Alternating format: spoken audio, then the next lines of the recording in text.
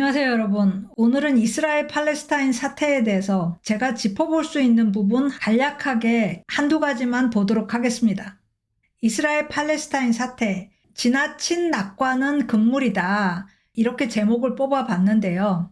여기서 지나친 낙관이라는 것은 확전이 안 되고 단기간에 끝날 거라는 전망입니다.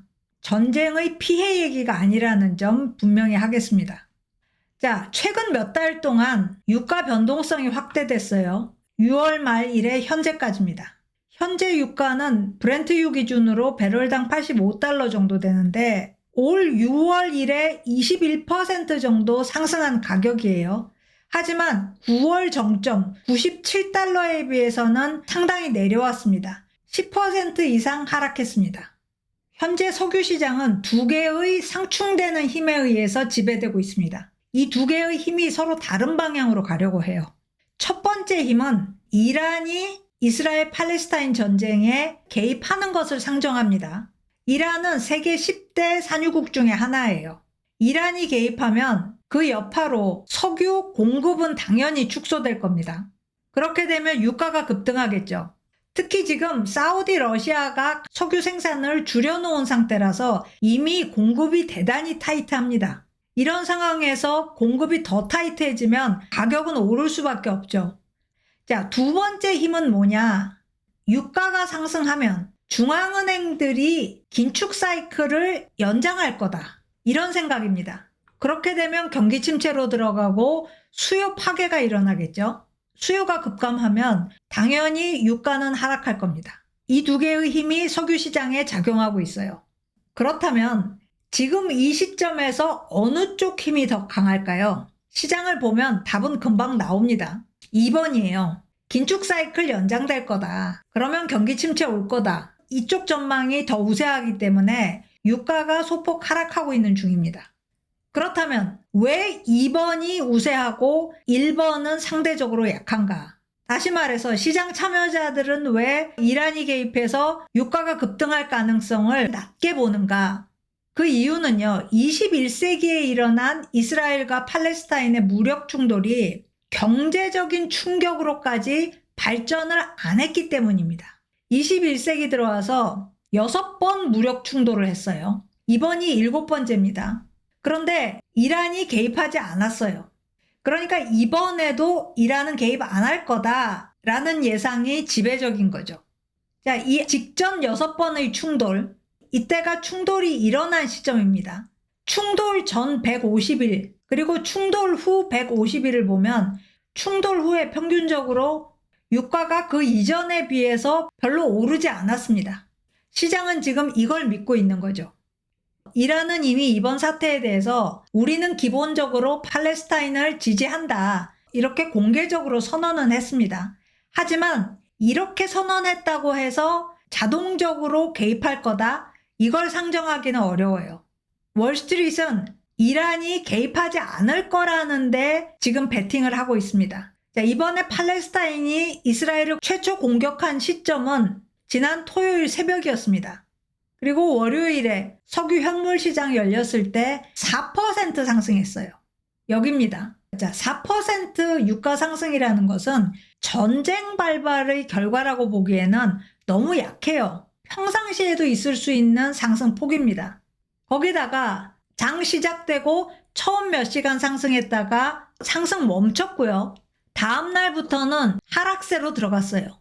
자, 보통 이스라엘과 가자 지구가 충돌을 하면 확전의 다음 타자는 레바논이에요. 레바논에 위치한 헤즈볼라죠. 그리고 그 다음이 이란입니다. 그리고 그 다음으로는 러시아까지 생각을 해볼 수가 있어요. 이 둘이 혈맹이죠. 지금 우크라이나 전쟁이 드론의 전쟁이라고 불리는데 러시아가 사용하는 드론을 제공해주는 데가 이란입니다. 시장 분석가들은 러시아가 이번에 개입할 가능성 굉장히 낮다.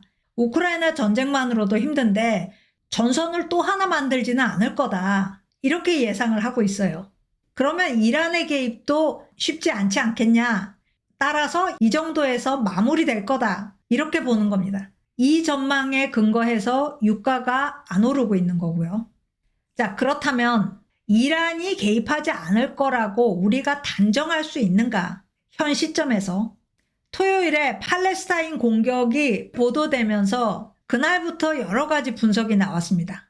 그 중에서 확정 가능성을 가장 우려한 분석은 이번 사태가 1차 대전과 비슷해질 수 있다. 블룸버그 오피니언에 나왔는데요. 자, 여러분 1914년 사라예보에서 오스트로-헝가리 제국의 황태자가 세르비아 민족주의자가 쏜 총알에 맞아서 사망했어요. 물론 큰 뉴스였지만 이 암살 사건이 체인 리액션을 일으켜서 4주 만에 1차 대전 촉발로까지 갈 거라는 그런 예상은 처음엔 아무도 안 했죠. 이 4주간 모든 열강이 다 개입을 했습니다. 그러면서 역사상 최초의 세계대전이 돼버린 거예요. 이번에도 그렇지 않으라는 법이 없다. 이게 블룸버그 칼럼의 논조였습니다. 자, 어떻게 그렇게 될 것이냐? 이번 사태 너무나 잔인하고 규모가 크다.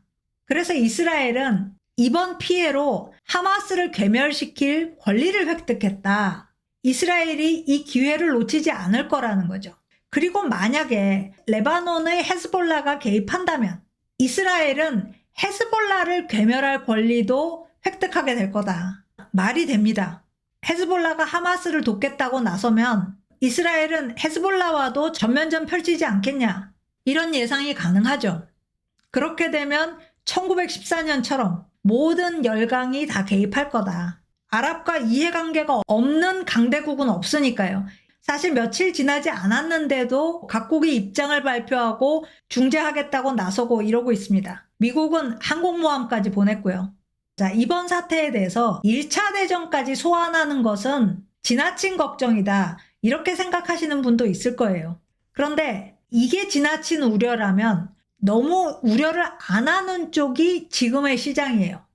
유가 4% 상승, 그 다음부터는 하락. 지금 시장이 이 사태를 너무 낙관적으로 보고 있다는 방증입니다. 자, 유가뿐만이 아니에요. 미국 국채, 금 다 가격이 오르기는 했습니다. 정세가 불안하니까 안전자산 가격이 올라가는 거죠. 하지만 이 안전자산은 지난 6개월간 가격이 바닥이었어요. 그리고 최근에는 이 안전자산 가격이 오를 거다. 전쟁이 발발하기 전부터 이런 예상이 있었습니다. 그러니까 전쟁 없었어도 미국 국채나 금 가격은 올랐을 거다. 이렇게 생각해 볼 수 있죠. 거기에 더해서 주가는 글로벌하게 올랐습니다. S&P 500뿐만 아니라 대부분의 글로벌 증시가 상승했어요. 정세 불안에도 불구하고 시장에는 큰 영향을 안 줄 거다라고 판단을 한 거죠. 그게 지금 현재 모습입니다. 확전 가능성이 분명히 존재하는데도 마치 없는 것처럼 시장이 행동하고 있다. 이렇게 볼 수 있겠습니다. 시티은행이 어제 시장은 아주 양성적인 진단을 가격에 반영했다. 이렇게 얘기를 했습니다. 마치 종양을 발견했는데 양성이더라. 이거는 간단하게 제거 가능하다. 이렇게 판단한다는 거죠. 자, 이 양성적인 진단이 뭐냐? 이스라엘의 반격은 당연히 거셀 거다. 그렇지만 이 반격이 장기화되지는 않을 거다. 그리고 이스라엘 보복은 가자 지구에 한정되거나 아니면 기껏해야 남부 레바논 정도까지로 한정될 거다. 자, 이런 진단 하에서 당연히 리스크 프리미엄은 올랐어요. 그리고 유가는 딱 그 증가분만큼 상승했어요. 그리고 이스라엘과 사우디아라비아의 평화협약은 지연이 불가피해 보인다. 하지만 유가의 급등은 없을 거다. 시티은행은 지금의 시장 움직임을 이렇게 해석합니다. 자, 하지만 레바논을 공격한다는 것은 이란 입장에서는 이란을 공격하는 것과 마찬가지예요. 레바논의 헤즈볼라는 이란이 거의 100% 지원하고 있는 무장 세력입니다. 레바논의 헤즈볼라를 공격하면 이란은 객관적으로 상황이 나쁘더라도 개입할 수 있어요. 이란은 통치 세력 자체가 일반적이지 않죠. 국호도 이란 이슬람 공화국입니다. 원리주의자들이 통치하고 있죠. 이스라엘은 지금 전투 인력을 인구의 5%까지 올려놨습니다. 인구가 1000만 명 좀 안 되는데 예비군까지 50만 명을 동원했어요. 거기다 가장 불안한 것이 서방은 현재 이란의 상황이 어떤지 사실 지식이 부족해요. 군사적으로는 어떻게 움직이고 있는지 그동안 거의 관심이 없었어요. 자, 이란 리스크가 보도가 많이 됐을 때가 2015년입니다. 오바마 전 대통령 때 미국과 핵 협약을 맺었죠. 그런데 이 협약을 트럼프 전 대통령이 일방적으로 무효화시켰습니다. 그리고 이란 최고위 장성을 미국이 암살했죠. 자, 여기까지가 이란이라는 나라가 가진 위협에 대해서 서방이 관심을 가졌어요. 이후에는 급격히 떨어졌습니다. 이란 군사력에 대해서는 거의 언급이 없어요. 이건 당연히 서방 정치권의 무관심을 의미하는 겁니다.